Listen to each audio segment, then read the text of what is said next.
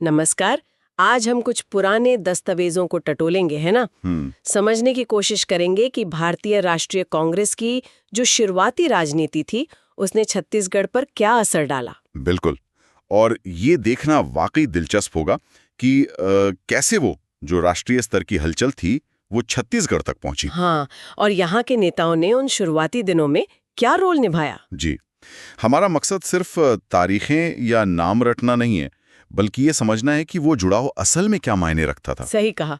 जैसे मान लीजिए 1889 का बॉम्बे अधिवेशन या फिर 1891 का नागपुर अधिवेशन, ये छत्तीसगढ़ के लिए इतने अहम क्यों थे?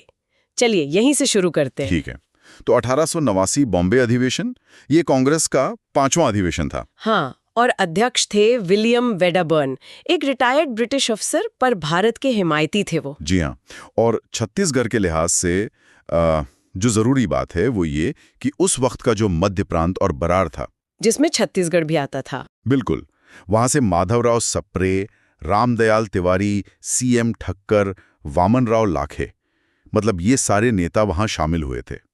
अच्छा। और ये सिर्फ वहां जाना भर नहीं था, ये नेता जब वापस लौटे तो अपने साथ कांग्रेस के विचार लेकर आए। कह सकते हैं कि ये छत्तीसगढ़ में एक राजनीतिक चेतना जगाने की तरफ पहला बड़ा कदम था। मतलब स्थानीय नेताओं का पहली बार एक बड़े अखिल भारतीय मंच से सीधा संपर्क। बिल्कुल सही। तो ये तो हुई शुरुआती संपर्क की बात, लेकिन क्या छत्तीसगढ़ के जो अपने मुद्दे थे वो भी कांग्रेस के मंच तक पहुंच पाए?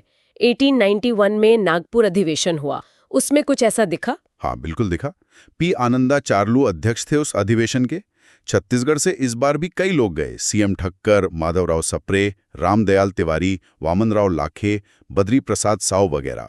अच्छा, वही जाने पहचाने नाम फिर से। हाँ, लेकिन इससे भी ज्यादा जरूरी बात ये हुई कि बिलासपुर के जो प्रतिनिधि थे उन्होंने किसानों और चरवाहों के जंगल और चराई के जुड़े हक का एक प्रस्ताव रखा। अरे वाह, मतलब स्थानीय मुद्दे राष्ट्रीय मंच पर। जी, ये दिखाता है कि छत्तीसगढ़ के नेता सिर्फ राष्ट्रीय बातें सुन नहीं रहे थे, बल्कि अपनी जमीन की जो समस्याएं थीं उनको राष्ट्रीय स्तर पर उठा भी रहे थे। ये एक टू वे प्रोसेस बन रहा था। ये तो बहुत दिलचस्प बात है। अच्छा, थोड़ा आगे बढ़ें तो 1905 का बनारस अधिवेशन आता है। गोपाल कृष्ण गोखले अध्यक्ष थे। तब तक तो माहौल थोड़ा और गर्म हो गया होगा। बंग भंग आंदोलन का समय था वो। निश्चित रूप से माहौल बिल्कुल गर्म था। इस अधिवेशन में छत्तीसगढ़ से माधवराव सप्रे, रामराव चिंचोलकर, वामनराव लाखे ये लोग शामिल हुए। और राष्ट्रीय स्तर पर बंग भंग को लेकर जो उबाल था उसकी तपिश जाहिर है यहाँ भी महसूस की गई होगी। एक और बात, इस अधिवेशन में दक्षिण अफ्रीका में भारतीयों के साथ जो बर्ताव हो रहा था उस पर भी चर्चा हुई। अच्छा, मतलब मुद्दे अब सिर्फ भारत तक ही सीमित नहीं थे। हाँ, दायरा बढ़ रहा था। फिर आया 1907 का सूरत अधिवेशन। ये तो कांग्रेस के विभाजन के लिए मशहूर है, नरम दल और गरम दल। क्या इस राष्ट्रीय फूट का असर छत्तीसगढ़ की स्थानीय राजनीति पर भी पड़ा? पड़ा, और बहुत साफ तौर पर पड़ा। उसी साल 1907 में ही रायपुर में कांग्रेस का एक प्रांतीय सम्मेलन हुआ था। अध्यक्ष थे डॉक्टर हरि सिंह गौर। ओके। उस सम्मेलन में ये जो राष्ट्रीय विभाजन था ना, वो खुलकर सामने आ गया।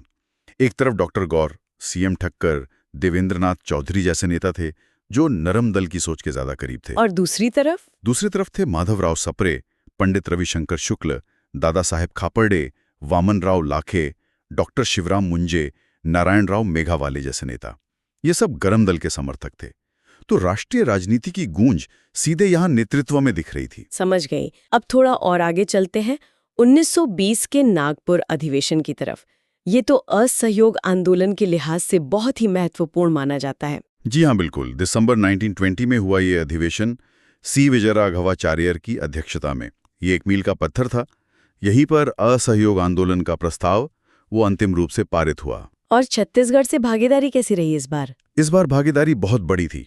पंडित रविशंकर शुक्ल, वामनराव लाखे, सीएम ठक्कर, बैरिस्टर छेदीलाल, ठाकुर प्यारेलाल सिंह, महंत लक्ष्मी नारायण दास, सुंदरलाल शर्मा, यतनलाल जैन, मतलब कई बड़े नेता पहुंचे थे। काफी बड़ी लिस्ट है ये तो। हाँ, और वो सिर्फ पहुंचे नहीं, वापस आकर इन्होंने छत्तीसगढ़ में असहयोग आंदोलन को जबरदस्त रफ्तार दी। और इसी दौरान रायपुर में कांग्रेस की प्रांतीय शाखा भी ठीक से स्थापित हुई, जिसने आंदोलन को संगठित करने में बड़ी मदद की। अच्छा, और फिर 1924 का बेलगांव अधिवेशन।